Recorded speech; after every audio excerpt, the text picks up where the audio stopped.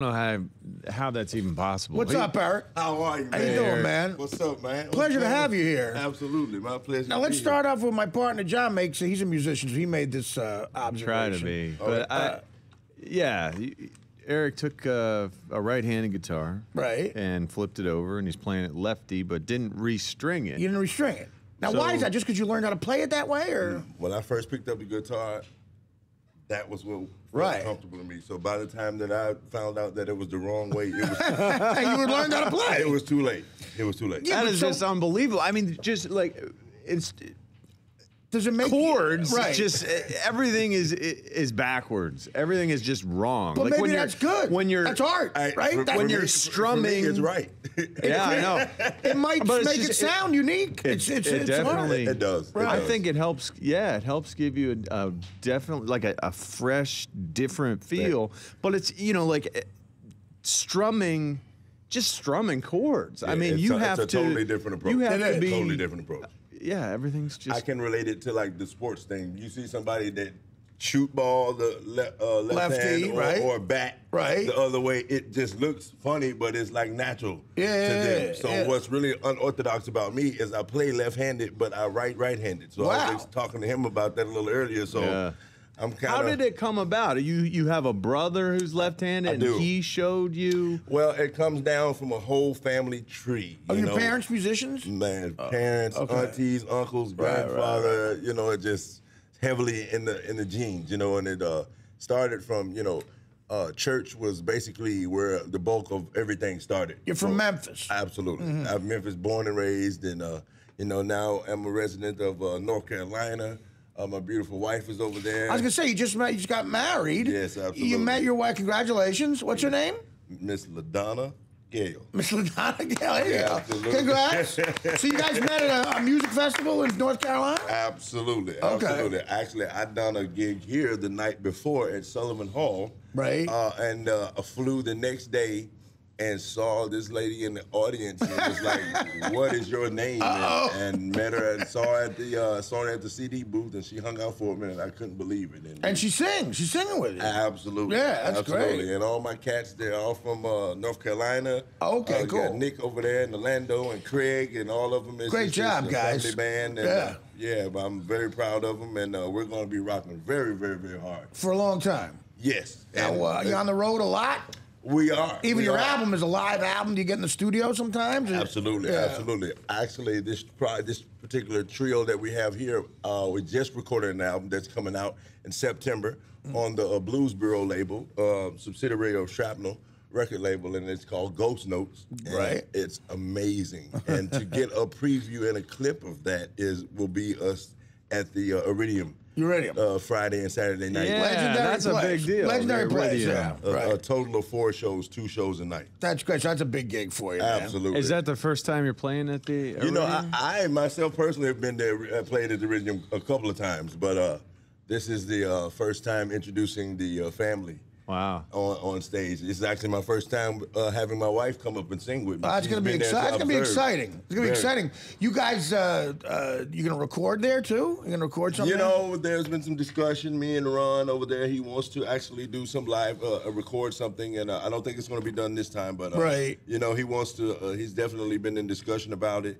And, it's just a whole lot of great things. I want to add one additional thing that may be a spark to another conversation. Okay, go ahead. Well, I was going to say a fellow New Yorker, but she's a New Jerseyan. Yeah. I also play lead guitar for Miss Lauryn Hill. Oh, no kidding. Yeah. She's from South Orange. South Orange. You sure know. Absolutely. You sure know. And unfortunately, she's where she is. But, there is a new record that she has coming out probably about the beginning of next year. Oh, no kidding. She got about 2 more months left, and she's doing really? Okay. Yeah. Really? Oh, man. So that's hard. That's a situation that that had to be rectified the way it is. But she is very different, and I know that she's in there with her head up and ready to come back out and hit this music really hard. And it's just a huge experience in itself to be a part of such a magnificent woman. You know what I mean? Yeah, so she's doing as good as she can be. Absolutely. Right, that's good. Absolutely. And now, did you start out in bands? Did you start in other bands and playing for people before you started your own band for a long time? Or? You know, no, it really didn't, because my brother was my mentor, and he wasn't all about going out and smashing what it is that you do too much into people. So it was. This is Eugene, your brother. This is my oldest brother, right? And he played bass for you, right? Yes, but he is actually a guitar player who's really showed me the do's and don'ts of guitar. Was he playing lefty too? Absolutely. So you got your bassist playing upside down lefty. Yes. You're playing lefty. And I had lefty. another brother that passed away that was adopted as the godson of Albert King. So he played left-handed as well. Really? So that's a big deal. Yeah, absolutely. So, but you were considered a child prodigy. You know, this kid who with his brother playing bass behind him. You've been doing your homework. Getting out and that's a blowing big deal. people's minds. To be that kind of a musician, you speak your own language, you know. Yeah, you know, and the opportunities that it has provided for me. You know, I come across talk about, you know, shows and stuff like that. At 16, you know, was the first time that I'd done the Arsenio Hall show. So I've done that. And by the time I was 18, I had been on there 5 times. No kidding. Wow. And it was with, you know, the original Eric Gales band. And then, you know, from that, you know, some parts of that, that's in addition is that, you know, Carlos Santana, I met him when I was 17. One of the first thing he asked me was that, can I be your godfather? So till today, right now, Carlos Santana is my godfather. No kidding. So, yes. And he must have liked your playing, man. Santana was. That's unbelievable. I had the opportunity to play Woodstock '94, the first reunion Woodstock. Yeah, I was at that. I was there with Carlos Santana. That's great, okay. At 17 years old. Man. So he asked me to do that, and it blew my mind, man. That's fun. That's fun. It was like 1 million people out there. Yeah, it was huge. Now, when you just jam with another guitarist or a couple other guitarists, do you find that you run into problems kind of translating things? Like, hey, check it out, and then just like, what are you even doing? Translating to them or vice versa. If you try to show someone something like, hey, just do it like this, and I have no idea. Right. You know, generally that is the answer that I get 9 times out of 10. Or I'll get that. Yeah, right, exactly. I don't know. Generally, that is what I get. But for the most part, for me, picking up on someone else, it's not difficult for me because there was no how-to books.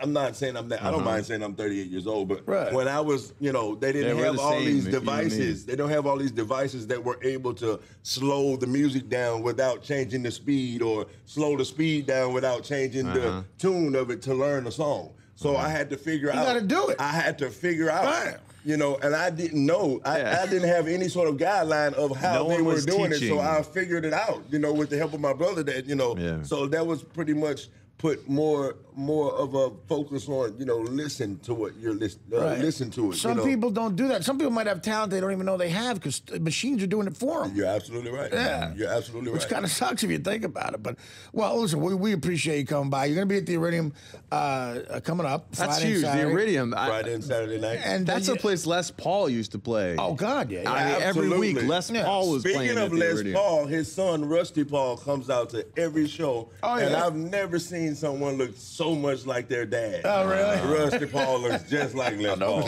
Makes no sense, man.